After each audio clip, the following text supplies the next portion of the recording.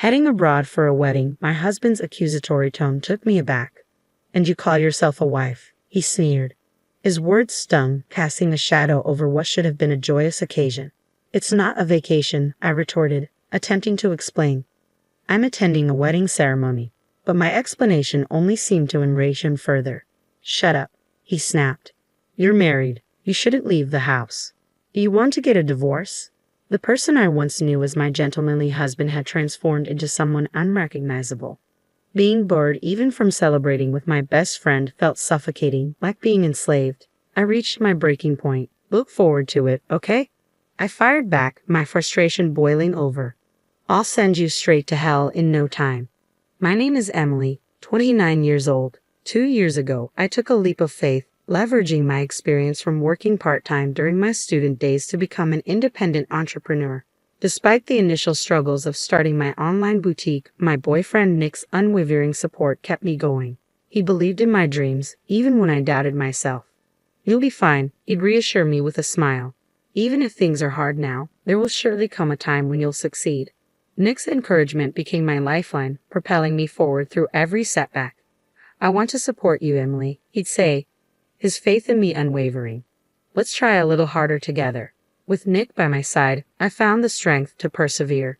So, despite the challenges, I made the decision to continue running my shop, knowing that with Nick's support, anything was possible.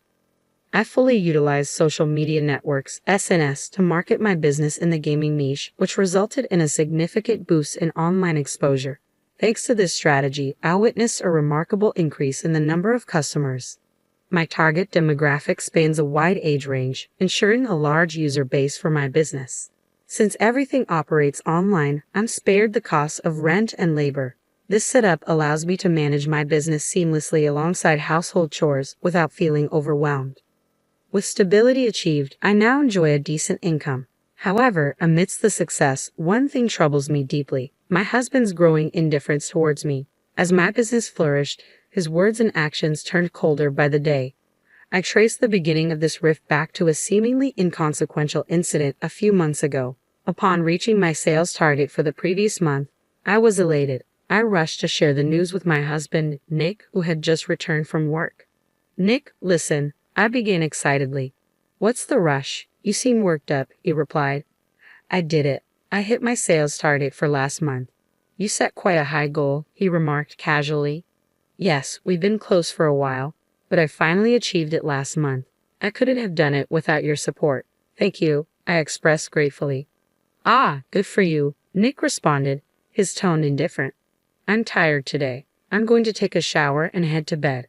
With that, he left his bag on the sofa and retreated to bed without even touching the dinner I had prepared.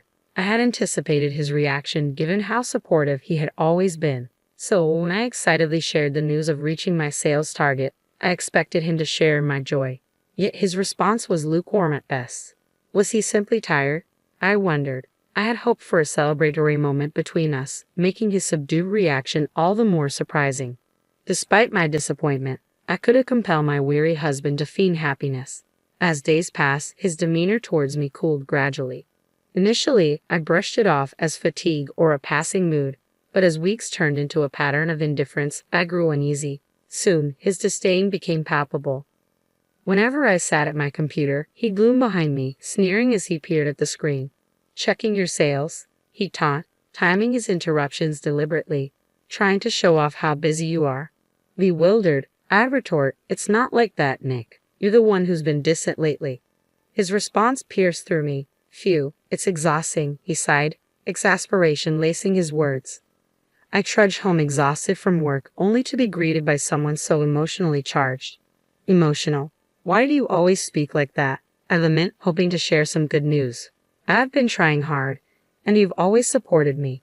That's what pisses me off about you, he retorts sharply. I couldn't care less about your sales. Try improving your housekeeping skills a bit instead of getting excited about such things. His words sting, and I try to reason. There's no need to talk like that. But he's relentless. Quit showing off how busy you're with work. Do it again, and I'm out of here. Got it? Feeling crushed by his harshness, tears begin to well in my eyes. Instead of offering comfort, he wears a sneering smile, a demeanor I've never seen before. a demonic grin that sends shivers down my spine. From that day on, his attitude deteriorates further. I'm no longer allowed the freedom to speak as I used to, always tiptoeing around him, fearing his reaction. Then, a glimmer of light amidst the darkness. I find a wedding invitation for my best friend in our mailbox. Alina and I have been close since school days, and her wedding overseas feels like a beacon of hope in my oppressive daily life. But before I can share the news, my husband discovers the invitation. "What's this?" he demands, his expression sour as he reads through it. "You're not going, right?" "Of course I'm going," I assert, determined. With a devilish look, he slams his hand on the table. "You are not," he growls, his voice ominous. I'm taken aback by his words I've never heard before. "You've got to be kidding me," I manage to utter, stunned. "While I'm working my butt off day in, day out, you're just lounging around at home on the computer. And you're planning on skipping housework again just because of a wedding." "No, you've got it all wrong," I protest. "That's not it. I just want to attend Alina's wedding." "Shut up," he snaps, his tone cutting. "We're married. You shouldn't leave the house. Do you want to get a divorce?" The casual threat of divorce leaves me frozen in place. He continues his tirade mercilessly. "I feel bad for your best friend too, if you're only using her wedding as an excuse to leave home and not to celebrate her marriage." "What are you saying?" I interject, frustration mounting. "It's my best friend's wedding. I'm attending because I want to celebrate it. Just what's so hard to understand?" "Oh, you're so annoying," he retorts, his voice rising in anger. "Quit being so cocky because your business took off. It's your attitude that ticks me off. When will you get it, huh?" His shouting leaves me trembling, fear gripping me.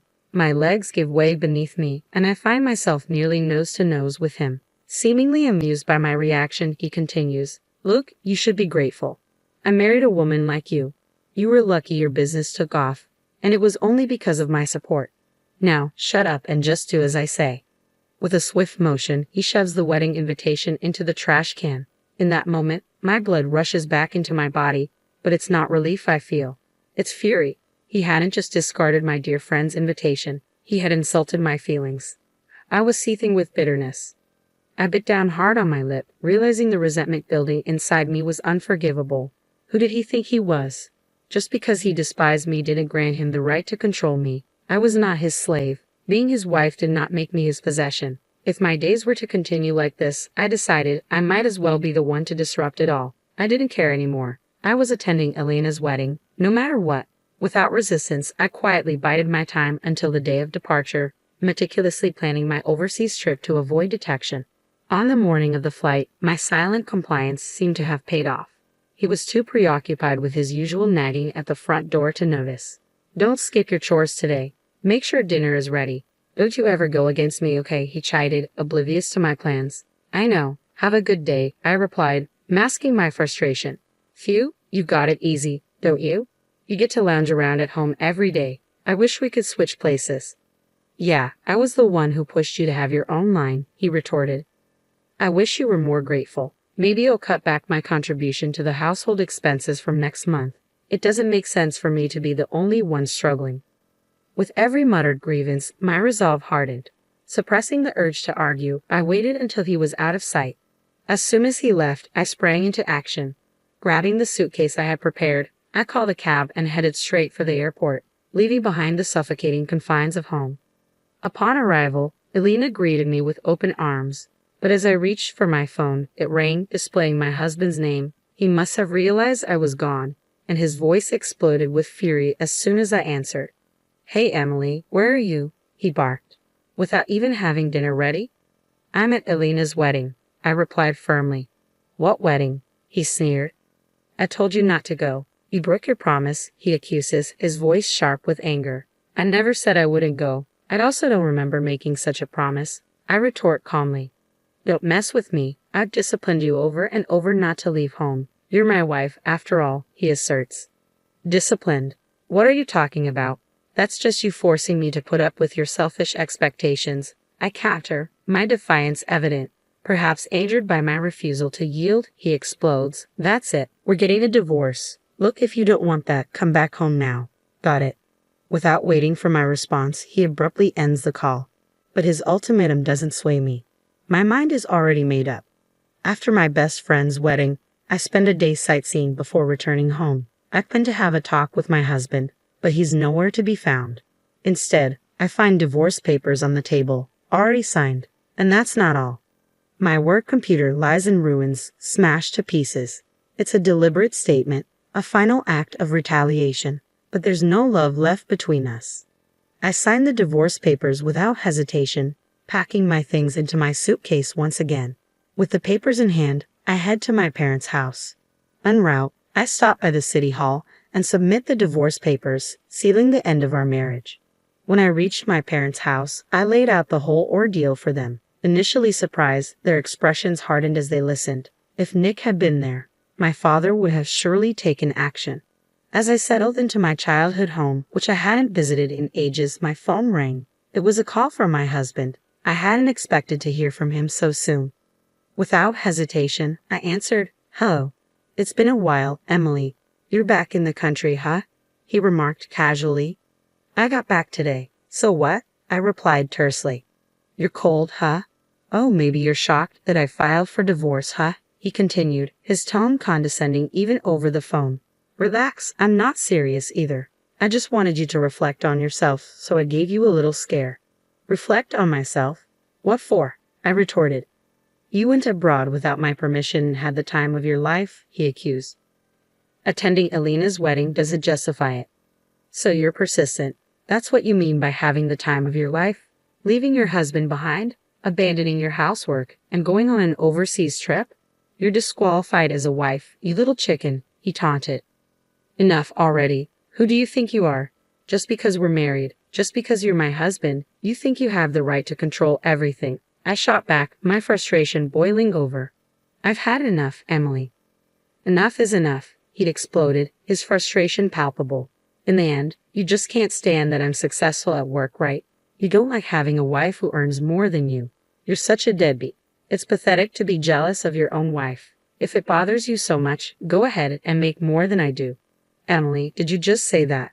I'm seriously gonna break up with you," he threatened.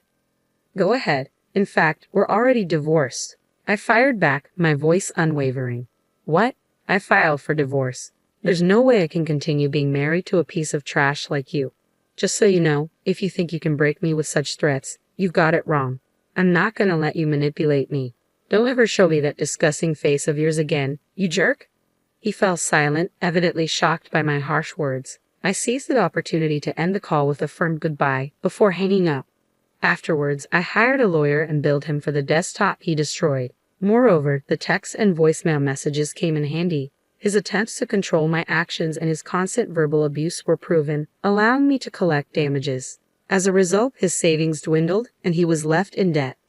His parents refused to help him, saying it was his own doing, and he ended up having to borrow money from loan sharks. Now, he's stuck in a vicious cycle of borrowing to pay off debt, wandering in his own hell. He was never a high flyer, and I heard that he made mistake after mistake at work, eventually being sidelined. On the other hand, I've been living at my parents' home since the divorce. Thankfully, my current job doesn't tie me to a particular location. I can continue my peaceful life at home, and my parents are happy to have me stay with them. This lifestyle will likely continue for a while. Marriage isn't the only way to happiness. The most important thing is to have a family that cares for you. I've come to realize this once again.